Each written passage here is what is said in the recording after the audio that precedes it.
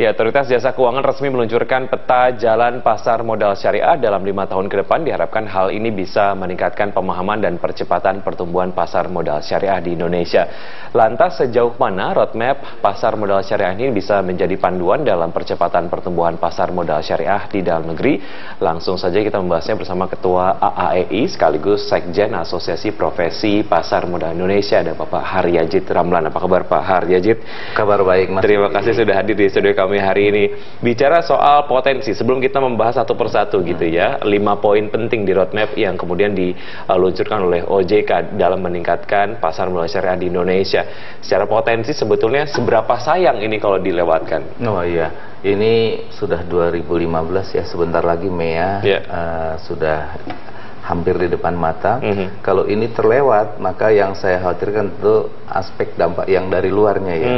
Jangan-jangan malah instrumen-instrumen yang dari negara-negara tetangga yang lebih marak di Indonesia. Jadi langkah yang ada sekarang, kami pikir adanya roadmap untuk pasar modal syariah ini langkah yang tepat ya, yang bisa diluncurkan dalam waktu dekat ini. Oke, bicara mengenai poin per poinnya Pak Haryajid, ada penguatan pengaturan atas produk. Ada apa dengan poin ini sebetulnya sehingga kemudian ini perlu diprioritaskan dalam roadmap yang diluncurkan oleh OJK? Baik, bicara produk, kalau saya compare sedikit antara konvensional dengan yang syariah, ini tentu terjadi ketimpangan ya. Artinya konvensional karena lebih dahulu tentu lebih besar, ini juga sama dibandingkan dengan perbankan, asuransi, industrinya bisa dikatakan sama.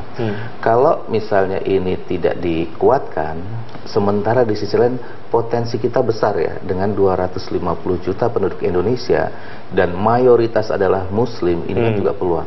Bukan hanya Muslim sebenarnya, bahkan yang namanya instrumen dari syariah ini juga diminati oleh teman-teman dari yang non Muslim. Nah ini kenapa? Karena ini adil. Nah akibatnya ini yang saya rasa menjadi benchmark kenapa ini harus dikuatkan. Agar apa? Agar ini lebih besar lagi karena potensi di Indonesia begitu dahsyat ya, saya bisa katakan. Oke, bicara soal prosentase untuk yang konvensional saja sudah kecil, apalagi untuk yang syariah gitu ya. Kalau bicara dari literasi keuangan, iya, dibandingkan antara perbankan, dana pensiun, asuransi, pasar modal relatif yang paling rendah. Nah, bagaimana dengan pasar modal syariah? Nah ini ya, yang akhirnya menjadi lebih rendah lagi. Makanya penguatan ini saya rasa ini hal yang sangat bagus jika OJK sudah menerapkan hal ini. Kemudian ada juga poin yang penting adalah terkait dengan peningkatan supply dan juga demand. Sejauh mana ini bisa menjadi satu strategi juga untuk bisa menaikkan jumlah prosentase tadi Pak Haryajid? Iya. Kalau bicara supply and demand, supply-nya sendiri kan masih relatif kecil, masih terbatas. Nah, kalau supply-nya ini banyak, tentu demand-nya juga akan mengikuti. Nah, bicara demand sebenarnya juga kembali lagi, kami sudah disosialisasikan seperti apa terhadap instrumen-instrumen ini, apakah itu di saham, apakah itu di reksadana maupun di obligasi. Ini kan belum menyeluruh sampai ke lapisan masyarakat yang ada di daerah-daerah. Yang sampai masyarakat adalah ya tentu produk perbankan, produk asuransi. Kalau produk ini bisa sampai ke masyarakat, saya rasa peluang terhadap pasar modal, khususnya pasar modal syariah, ini tentu juga besar. Jadi tentu di sini perlu sosialisasi atau effort yang begitu besar, tidak hanya dari OJK, tapi seluruh stakeholder yang ada di pasar modal syariah nantinya.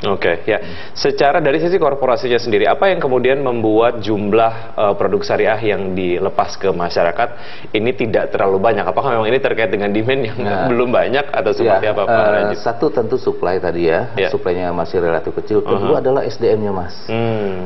Hampir bisa dikatakan di Indonesia produk yang ada itu pasti SDM-nya adalah konvensional semua.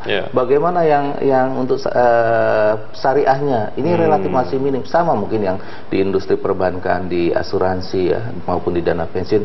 Kalau ini profesionalnya sini sudah banyak, maka produknya saya rasa dengan sini juga akan mengikuti. Kembali lagi di sini, ini peluang untuk menjadi orang yang bekerja di industri syariah khususnya di pasar modal, ini adalah satu hal yang masih sangat besar ya peluangnya. Jadi kalau bagi calon pekerja ini salah satu tempat yang saya rasa masih sangat bagus karena masih sangat jarang. Nah, kalau ini cukup banyak, maka dengan sendirinya supply ada dan akhirnya kan word of mouth yang diciptakan ini akhirnya membuat demand-nya juga dengan sendirinya akan meningkat.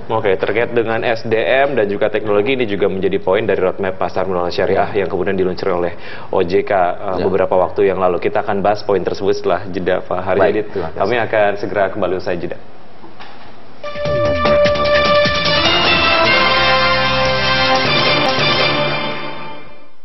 Kembali di Dialog Market Corner dan masih bersama Bapak Haryadit Ramlan. Beliau adalah ketua dari Asosiasi Analis Efek Indonesia dan juga sekjen dari Asosiasi Profesi Pasar Modal Indonesia.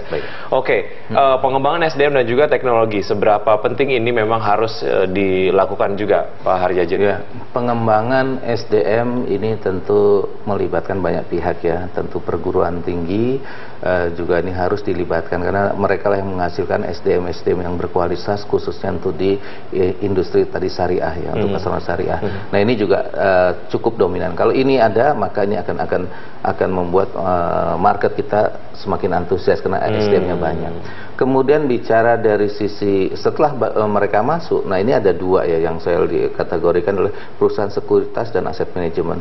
Untuk yang menghandle ini juga masih terbatas, Mas. Jadi ini peluang ketika seorang profesional masuk, dia bisa menempati posisi yang ada di sini. Dan ini bisa dikatakan masih relatif kecil. Kalau dia misalnya menjadi sales, ya salesnya lebih ke syariah. Kalau dia misalnya menjadi salah satu portfolio manager, dia mengelola efek-efek syariah atau macam-macam. Nah ini peluangnya besar.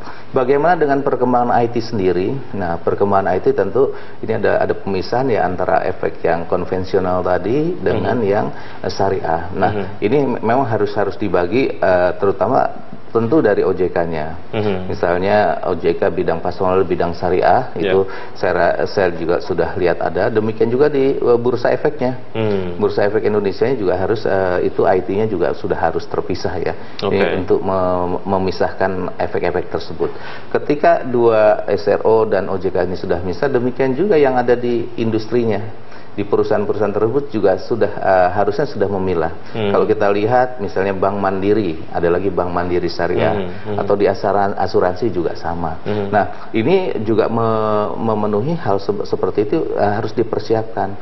Namun demikian kan ini kita industri pasar modal relatif masih baru ya. Jadi saya rasa masih banyak keterbatasan dan saya rasa wajar jika ini membutuhkan waktu ya. Tapi sedini mungkin memang dengan adanya roadmap ini sudah ada satu rel yang dipersiapkan oleh OJK untuk kita siap-siap pada saatnya nanti kita akan berjalan lebih bagus lagi. Adanya roadmap yang baik menjadi tidak terlalu efektif ketika kita bicara soal promosi dan juga edukasi kepada masyarakat karena mereka adalah menjadi targetnya gitu ya. Seberapa pentingkah? Pasti penting gitu ya. Hanya kondisinya seperti apa sehingga kemudian ini poinnya harus masuk ke dalam roadmap ini?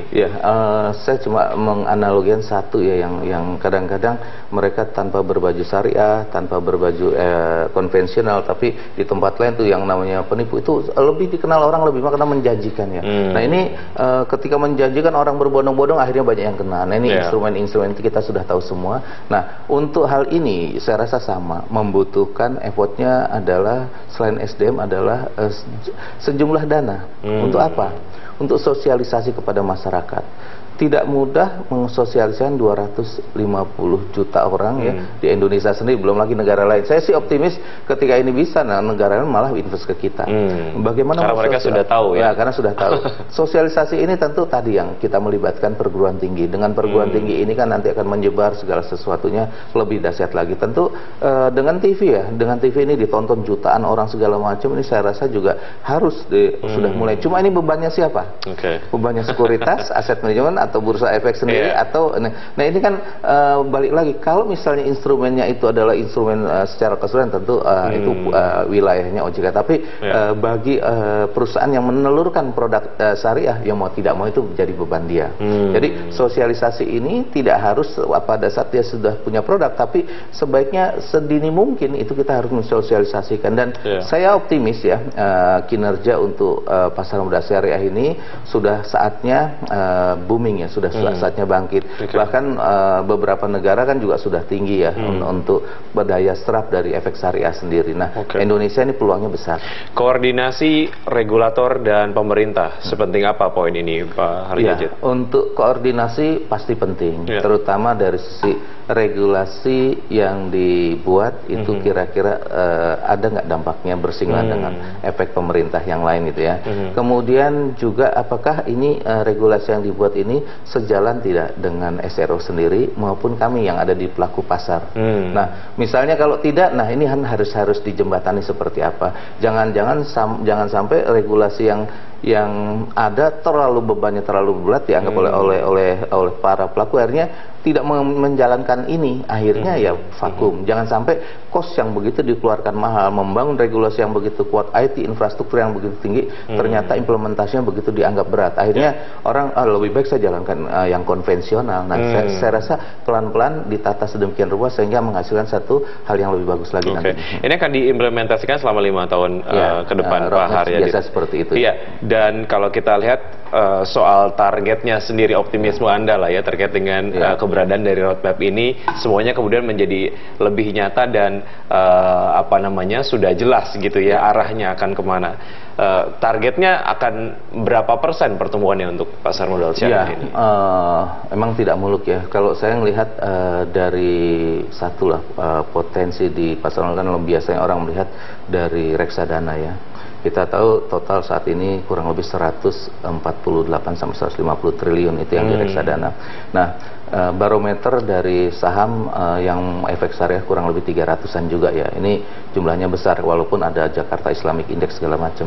Nah, kalau kami melihat apakah itu di bond segala macam, kita berharap tentu bisa sampai di atas 10%. Tapi ini tentu suatu target yang sangat muluk kalau sampai 10%, karena saat ini masih di bawah 5%, 3% gitu. Jadi ini satu hal yang paling nggak kalau kita punya target tertentu ini bisa kekejar. Apakah itu dari obligasinya, apakah itu dari bertambahnya jumlah saham yang syariah maupun dari reksadana. Yang paling penting adalah bertambahnya jumlah para pelaku itu sendiri. Apakah profesionalnya ataukah dari para pelaku yang lain. Kalau ini bertambah maka masyarakat yang jumlahnya 250 juta ini bisa menyerap. Baik, ya Pak Haryadit, terima kasih atas waktu dan penjelasannya. Semoga ini bisa menjadi satu sosialisasi yang cukup baik juga untuk